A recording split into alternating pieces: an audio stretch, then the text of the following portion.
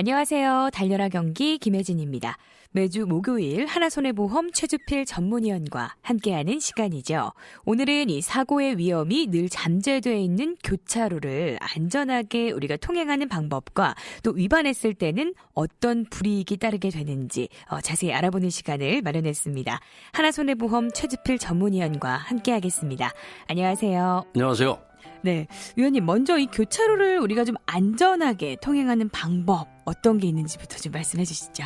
교차로는 만남과 헤어짐의 연속이죠. 자동차와 자동차가 만나고요. 차와 보행자가 만났다 헤어지는 장소입니다. 네. 여기에서 서로 좋은 추억만 남기려면은 서로 간의 약속을 지켜야 됩니다. 그 약속이 깨지면은 바로 사고로 연결되는 거죠. 근데 교차로에 보면은 신호등이 있는 곳과 없는 곳이 있습니다. 네. 신호등이 먼저 있는 곳부터 말씀드리면 반드시 신호는 지켜야 됩니다. 근데 가끔 보면 마지막에 신호가 바뀌기 직전에 뛰어드는 자동차가 가끔 있고 네. 분명히 횡단보도상의 신호등이 적색으로 바뀐데도 불구하고 다른 사람이 뛰니까 뒤를 이어서 따라가신 분들이 있는데 네. 당연히 신호 위반하는 거 아니겠습니까? 근데 우리가 눈으로 자주 보이기 때문에 교차로에서 신호는 정확하게 지켜주셔야 되고 뒤늦게 뛰어드는 자동차나 보행자가 있다는 거 감안해서 반드시 눈으로 확인한 다음에 정말 안전하다고 판단됐을 때 가야 되는 거죠. 맞습니다. 이 신호등의 색깔에 따라서도 이 대응하는 방법이 좀 있을 텐데 이 방법과 처벌 기준을 좀 설명을 해 주시죠.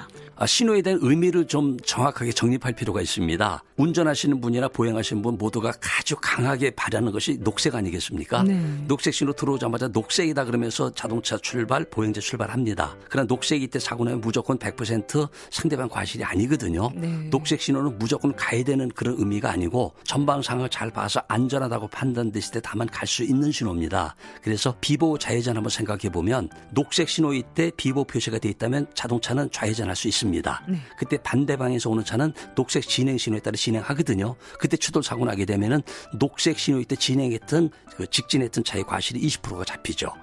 그분의 입장에서는 억울할 수도 있습니다. 녹색 네. 신호 보고 갔는데 왜 내 과실이 20% 잡히냐. 녹색 신호는 전방 상황을 확인하고 나서 정말 안전하다고 판단돼 그때 갈 수 있는 신호지 의무적으로 무조건 가야 되는 신호가 아닙니다라고 하는 것이 10년 전에 바뀐 내용입니다. 그다음에 황색 신호는 녹색 신호일 때 미처 못 가시면 마지막 기회입니다. 가십시오. 그 의미가 아니고 적색의 시작이거든요. 그래서 황색일 때 교차로에 진입하면 신호 위반, 적색일 때 교차로에 들어가도 신호 위반인데 사고가 나면 쌍방 신호 위반 처리합니다. 다만 피해 보상에 대한 민사상 책임은 황색 신호일 때 진행한 차의 과실은 30% 정도, 적색일 때 들어간 차의 과실은 70% 정도 잡는 거죠. 그다음에 적색일 때는 적당히 가라는 신호, 빨간색일 때는 빨리 가라는 신호가 아니라 무조건 정지입니다. 보행자가 있든 자동차가 진행하든 여부에 관계없이 무조건 정지해야 되고요. 그다음에 황색이나 적색의 등화가 들어왔는데 깜빡깜빡 전멸하는 경우도 있거든요. 이것은 경고의 메시지입니다. 사고 발생의 위험이 있으니까 각 도로별로 최고 속도가 정해져 있는데 그 속도 주장하지 말고 즉시 정지할 수 있는 속도, 서행으로 통과해라. 그러나 일시 정지는 아니고 서행으로 통과하는 그런 의미이기 때문에 황색 등화가 전멸할 때 만약 그대로 진행하다가 교통사고 나면은